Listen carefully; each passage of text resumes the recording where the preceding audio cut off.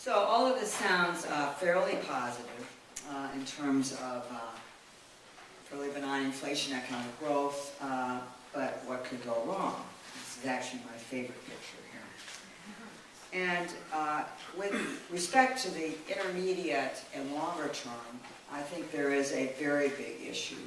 And this is what I would say is the continued growth of debt and, more significantly, the shift of debt. We have actually made a significant amount of progress in the United States in reducing household debt and also reducing corporate debt. As I mentioned, actually, large corporations in particular are in very healthy situations with cash coming out of their ears in many cases. But if you look at the big picture, I'm not sure we've made so much progress. It seems to me we basically have shifted debt from the private sector to the public sector. So are we getting ahead here? I mean, if you look at what happened last year, state and local government debt was still increasing, and federal debt was increasing at more than a 20% rate. We have a significant deficit issue now. The deficit is equal to about 10% of our GDP. Some of this will go away as the economic recovery brings in more revenue.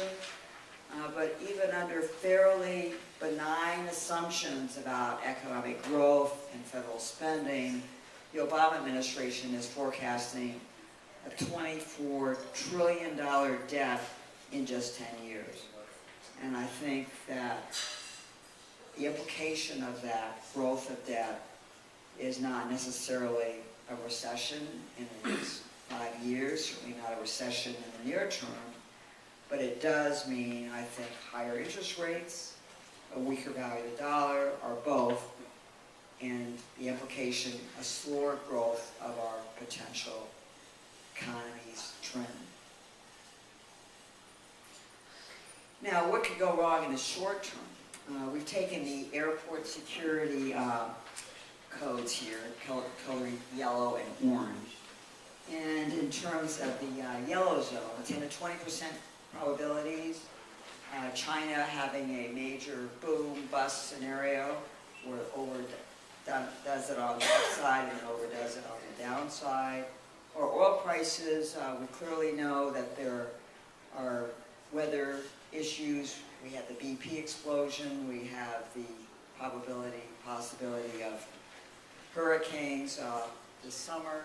So all of these, if they push oil prices up well over $100, could hurt this economy. We have 20% of what? This would be a 10 to 20% chance of occurring in the next 12 months. And then somewhat higher in the 20 to 30% probability area, sovereign risk, major blow-up that we avoided with Greece, a terrorism threat, and I'm not talking just here about the New York bombing or the Christmas attempt last year, but in San Diego we have a very big military establishment, and I will tell you what people there are very worried about is cyber terrorism. People in the military and some of the companies in the defense industry there say that every single day in this country there is a major significant cyber terrorist attack threat. So that is something that I think off our radar screens, but it's something that we probably should realize is out there. And then finally, a commercial real estate problem. Clearly this is going to be something that a lot of banks will be dealing with. At this point, I don't think it's as serious the extent of the housing downturn was, but it clearly could be something more to worry about. So 10 to 30% risk, still not enough to upset the mainline forecast, which is fairly optimistic in the short term, but something that could certainly derail this outlook. So to recap, the risk pendulum has been pretty dramatic.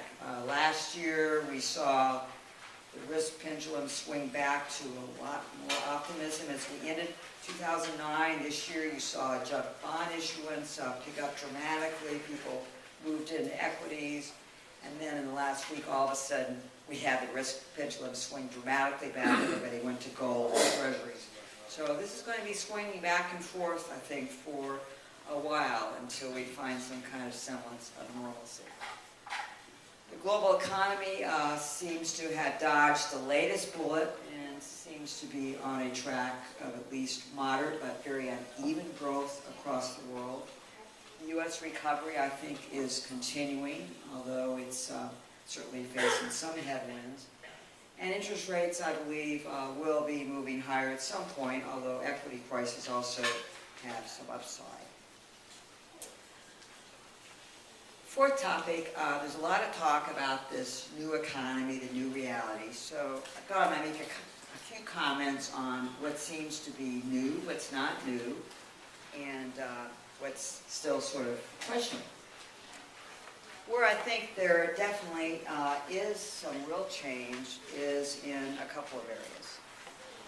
First of all, emerging markets are going to be in the lead. They are going to be the lead growth driver and will be increasing their importance and size in international organizations, as I think Stuart and his colleagues would agree. And if you look at, for instance, China's growth likely to overtake Japan as the world's second largest country this year. We ran the numbers out by 2026. My estimation is that China will overtake the U.S. as the world's largest country. The second major change, I think, is that government debt is escalating. This often is the fallout of a major financial crisis, and we're seeing it repeated pretty much throughout major industrialized countries. And the third issue that I think is changing is a much less faith in the discipline and the force of markets. And this perhaps troubles me to the greatest extent, in that we are basically shifting our reliance to government intervention or regulation as the way that we're going to prevent the next bubble. And I think we are looking at, again, markets are no longer effective in policing excesses, and so we've had this significant shift in the whole thinking of where markets can be effective and where they can't. This also raises a whole issue of moral hazard, which also is a very big concern.